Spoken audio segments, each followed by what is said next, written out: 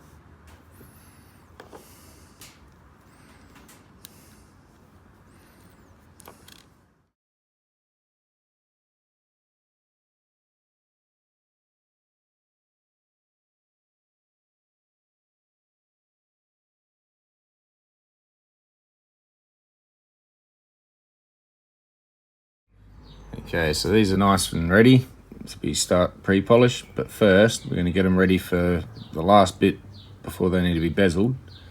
And if I can probably zoom in a bit better. So you can see that edge, if this camera stops rocking. You can see that edge, and if we can get a little pointer stick, you can see how thick it is from that side to that side on this bezel. That's 1 millimeter. And so I need that to thin out because that's too thick to just bend over. So here's basically what we're doing. So if you saw a section cut of that 1 mil piece, it's 1, 2, 3 mil depth, 1, 2, 3 by 1 mil thickness. Our stone will be sitting here, and we need that top part to fold over, and as I say, you can see that would be too thick to squish over without breaking the stone.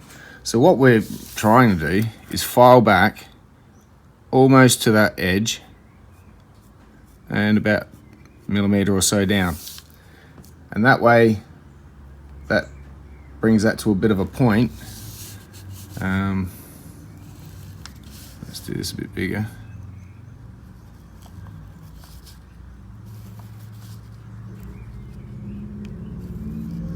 So where we've cut it, filed this part off, we're left with that point that will then be folded, if you follow my squiggles.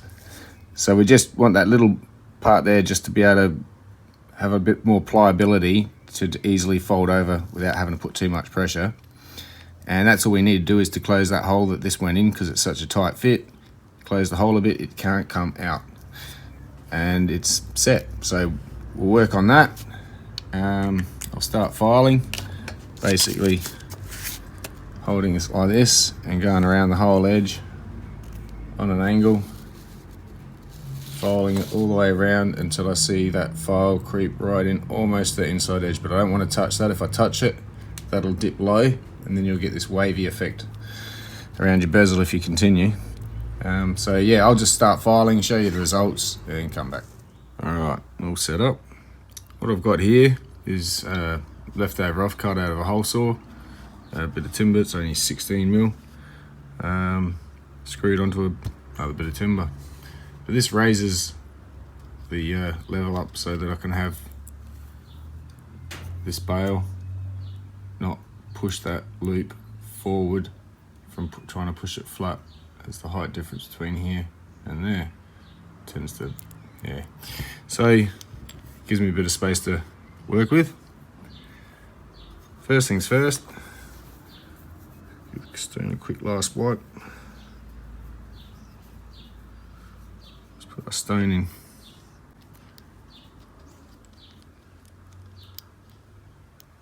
Beautiful. Now, got a couple of ways to go about it. I could just jump straight in, start burnishing. Could use the prong pusher, but the problem with that is I like tighter turns for the prong pusher, otherwise these sides will hit and leave 2 little indents either side. So another option is this kind of a roller. You sort of go around the bezel and push down on. To start with though, I am going to use this, but I'm only going to start, and we say work in the corners, the sharpest turns, if you will, which will be these top and bottom. So with that, I'm just going to put a lot of pressure downwards as I rock my hand forward like that. I'll try not to block the view, and just start the bezel push.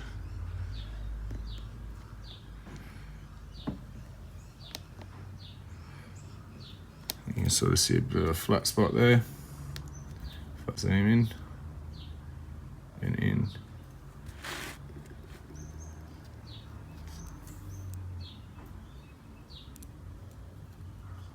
Any small, just right there.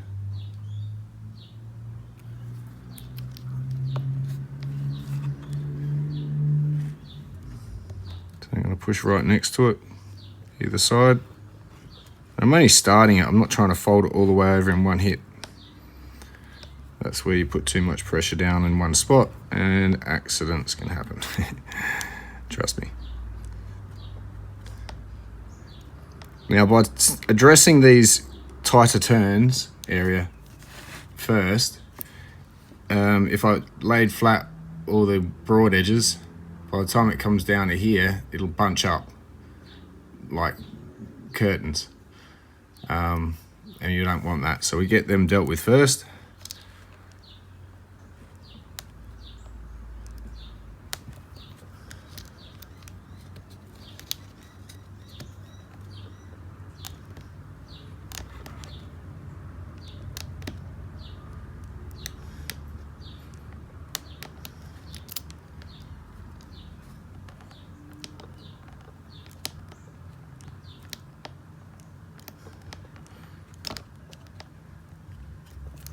One end, come around and do this end.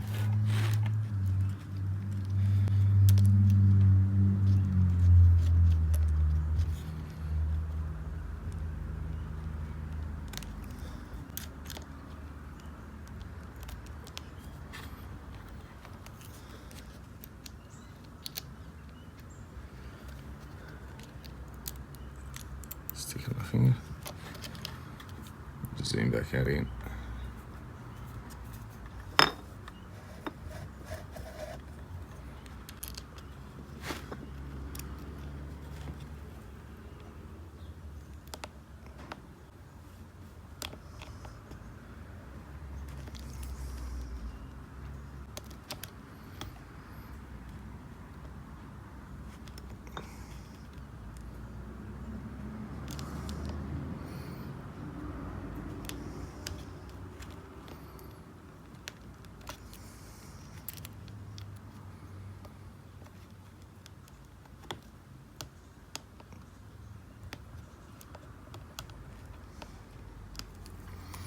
I'm just going to swap to this now.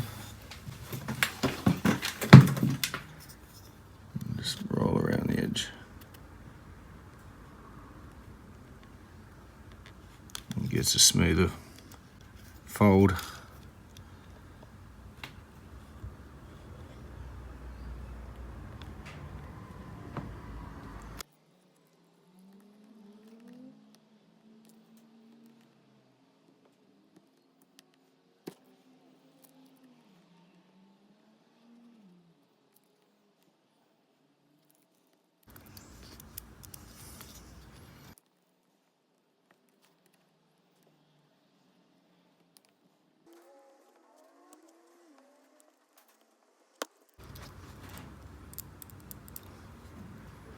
So the stone's starting to be held in.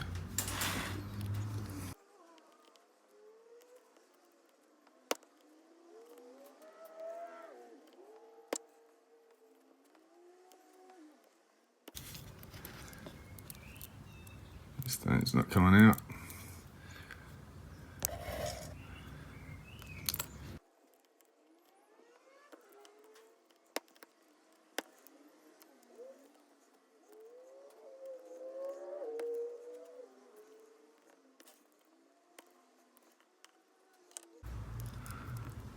So now I can go around it with a file. Just start filing down a bit thinner that edge.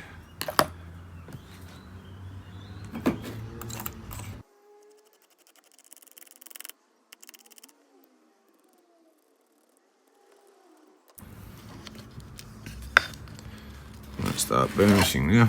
Start a bit of more pressure on it through this.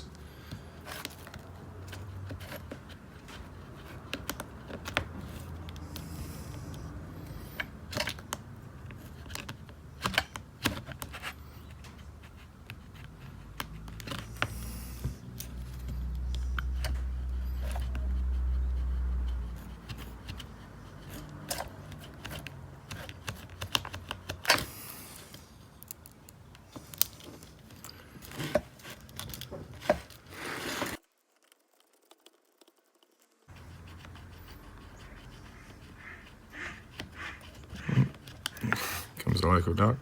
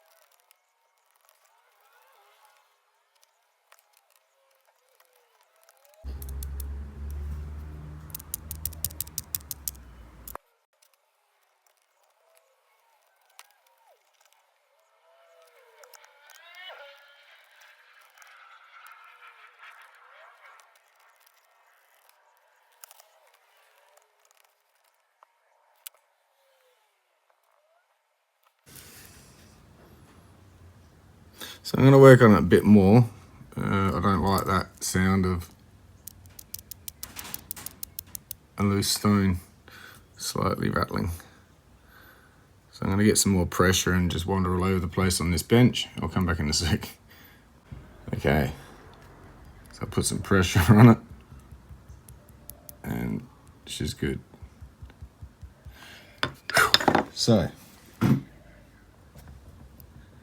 one down on the bezel. And that's an oval. Same with ones like this. Start with the corners first. Stone goes in.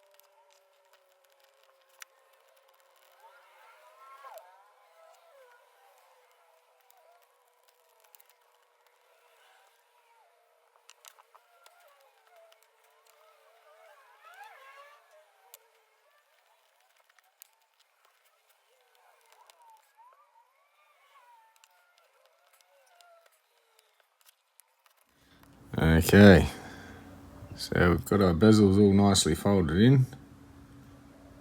Stone's not coming out. All that's left now is to just neaten up all these little slip marks where the tool, the burnishing tool, slipped around a bit. And we'll neaten all that back up with the 800 and go 1200. Alright, skip to the end and we get to see any of my muck-ups. So there's probably a couple. Worst one being this one. You see in that corner.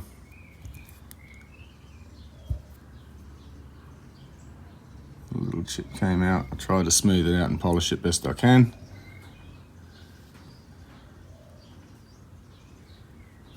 Hazards of the trade.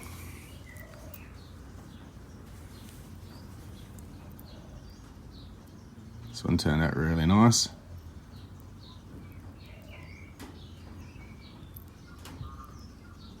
Exceptionally nice, actually.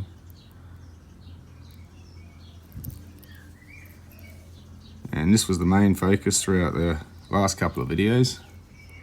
Well, video before when I was cutting them. Followed this stone, so that's it set now. I'll tell you a little fun fact in a minute.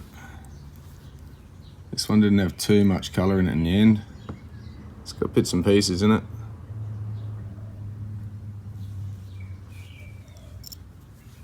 Some would say, why bother? I'll tell you in a sec. This one's another one that turned out quite well.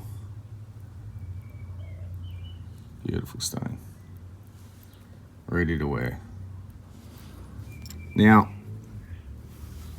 Tim had collected a bit of noodling material, just little odds and sods pieces, and put them in a jar. And there wasn't anything solid that could come of the jar, but it's what he'd gone around and found. And so nonetheless, this is what it's turned into. So for just a few scraps off the ground without actually mining for this material, that's not too bad a effort. So if you are the kind that's inclined to go and source your own material, if you're out noodling and you're just finding, you know, colour, but too thin for stones, the kind of stuff that the serious industry would just totally overlook. It's totally not interested in. There can't be anything solid from it. And they're not straightforward doublets or triplets where they usually take the big blocks of decent opal and multi-slice it. I don't think you'd do that with just little scrap bits like this. It would be very hard to put through the slicer. So there we go. Not too bad for something that was definitely not even going to be bothered with. It had been mined and thrown away, or in the noodling pit and thrown away. And yeah, still quite some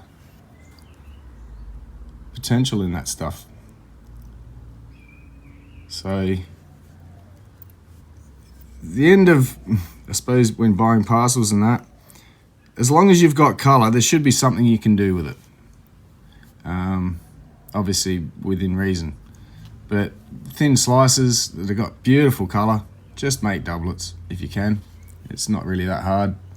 I've done enough doublet videos just to show you. It's just arrow dyed epoxy and some Batman Black Archery Creations resin dye, and that's it.